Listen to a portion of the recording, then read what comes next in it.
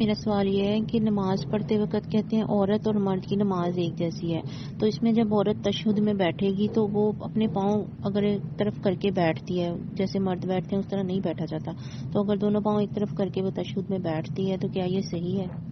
وعلیکم السلام ورحمۃ اللہ وبرکاتہ۔ اس بات میں تو کوئی شک نہیں ہے کہ خواتین کے لیے نماز کا طریقہ وہی ہے جو مردوں کے لیے نماز کا طریقہ ہے۔ پیارے پیغمبر محمد الرسول اللہ صلی اللہ علیہ وسلم نے فرمایا صلو کما رأیتمونی اصلی، یہ حکم مردوں کے لیے بھی ہے اور یہ حکم خواتین کے لیے بھی ہے، کیونکہ رسول مکرم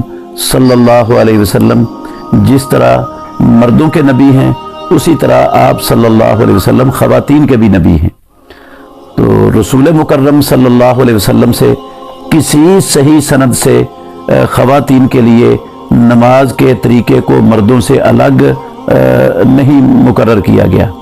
کوئی ایسی پیارے پیغمبر کی صحیح حدیث کے ذخیرے میں نہیں ہے جس میں عورتوں کے طریقے کو مردوں کے طریقے سے الگ طور پر بیان کیا گیا ہو،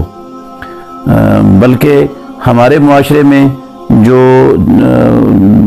خواتین کا طریقہ بتایا جاتا ہے کچھ تو ضعیف روایات ہیں، کچھ اقوال ہیں تابعین کے، کچھ اور اس طرح کے لوگوں کے خیالات ہیں،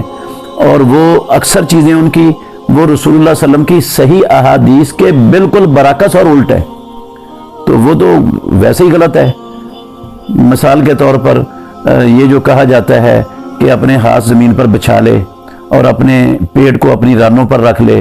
ان دونوں چیزوں سے رسول اللہ صلی اللہ علیہ وسلم نے منع فرمایا ہے سجدے کی حالت میں، اور عورت کو اس طرح سجدہ کرنے کا حکم دیا جاتا ہے۔ یہ تو اللہ کے نبی کی حدیث کے الٹ طریقہ اس کو بتایا جا رہا ہے، اور یہ طریقہ پیارے پیغمبر کی کسی حدیث کے اندر موجود ہی نہیں ہے کہ عورتوں کو اللہ کے نبی نے ایسا بتایا ہو، نہ کسی صحابیات میں سے کسی صحابیہ سے ثابت ہے کہ اس نے اس طریقے سے نماز پڑھ کے دکھائی ہو،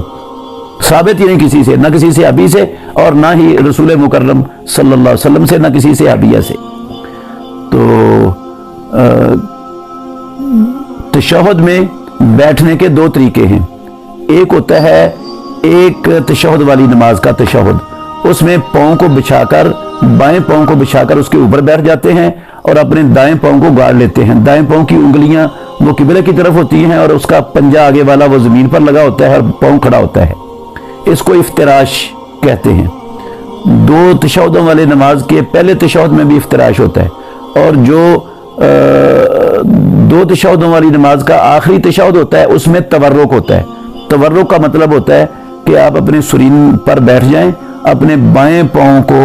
دائیں ٹانگ کے نیچے سے باہر نکال دیں اور اپنا دایاں پاؤں گاڑ لیں، جس طرح پہلے تشہد میں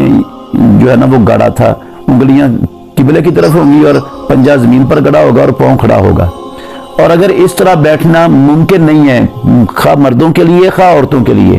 تو وہ چوکڑی مار کر بھی بیٹھ سکتی ہیں، اور اگر چوکڑی مار کر بیٹھنا بھی ممکن نہیں ہے تو جیسے سہولت ہے، یہ ہے مجبوری کی صورت، جب بیٹھنا ممکن نہیں ہوتا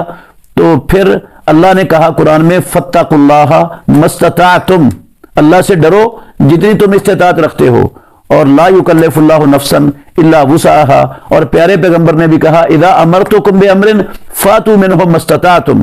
ان نصوص کی بنا پر یہ مجبوری کی صورت ہے، اور مجبوری کی صورت میں جیسے انسان کے لیے سہولت ہے، مرد بھی ویسے ہی بیٹھ سکتا ہے اور عورت بھی ویسے ہی بیٹھ سکتی ہے۔